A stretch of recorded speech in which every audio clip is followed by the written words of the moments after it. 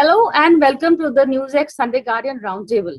Well, today we're going to be demystifying cryptocurrency. We've had a number of roundtables on that. In fact, I've called some of my familiar faces and friends to explain it to us. But also, what is the latest on crypto? Why is India hesitating to, legitimize it as a digital currency?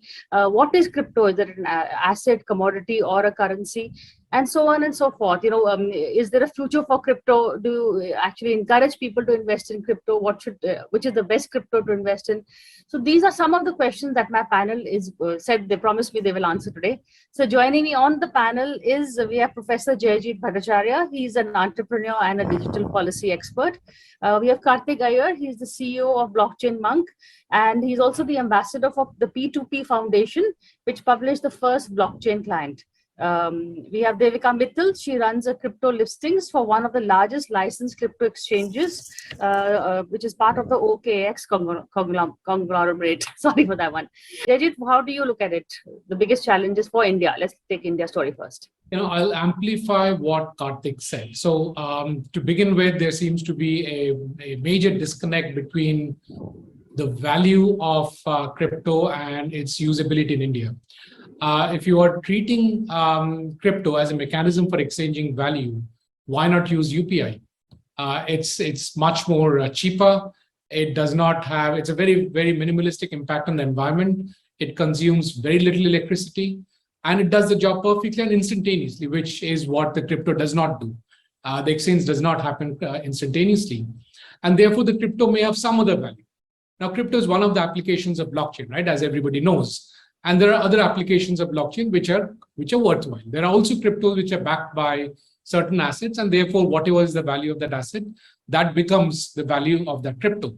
Now, if there are cryptos which are not backed by assets, and India does not have any significant cryptos out there, that means every crypto that an Indian is buying is actually impacting our foreign exchange outflow.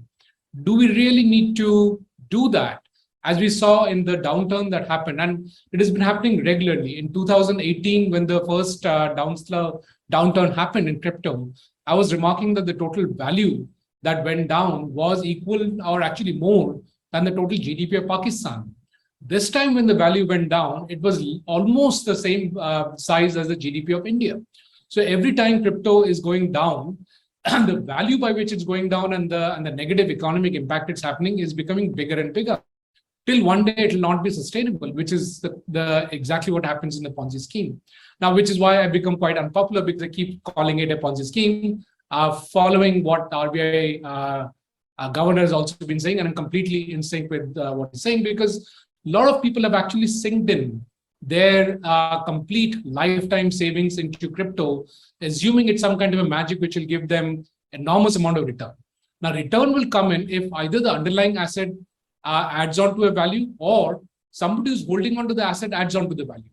Now, if you sell me a crypto and I sell it to Karthik, what is the value add I'm doing? Why should I be getting more out of it? There is no asset in the backend which is becoming more valuable. Neither you are adding any value, nor am I adding any value. Why should the value be going up? And that is where is a problem in India. Along with it, everything else that Karthik was talking about, which is money laundering issues, I can simply take the crypto in a pen drive and walk away. If it was Nirav Modi, which I had mentioned in your show earlier also, he could have simply put in that entire money in a pen drive, got into a flight and vanished in thin air. Those are very difficult for us to manage. Again and again, the counter argument that has been put in that, look, because crypto is in a blockchain, you can actually go in and check who is owning what. Keep in mind that India doesn't have that ability. You can do that in US, where US kind of controls the internet. Why kind of? For a long time, under a contract from the Department of Commerce, the internet was being run. And we don't have that kind of capability. So if something like the Colonial Pipeline issue happened in India, where a huge amount of ransom was taken away, US was able to recover. We will not be able to recover. And therefore, from an Indian perspective, there is no utility value of crypto. Neither is any solution to all the negativity and the cons of a crypto that comes along with that entire solution. Jaijit, are we just taking the middle path and just being cautious? But this is something that is bound to happen. We reacted to the computer age the same way, to the internet. So crypto is just an idea waiting for its time to come. in India? Again, quoting Karthik, and he's been a pioneer in this field, it's evolving, right? So the question is, in its current stage of evolution, is it appropriate for India? That's the question. And the point is that it doesn't seem to be, right? If you look at the use cases domestically, there doesn't seem to be use case. If you look at transporter, as Devika very rightly pointed out, it does make a lot of sense in a transporter perspective. But then all the issues come in transporter, which is, I don't know who's sending it.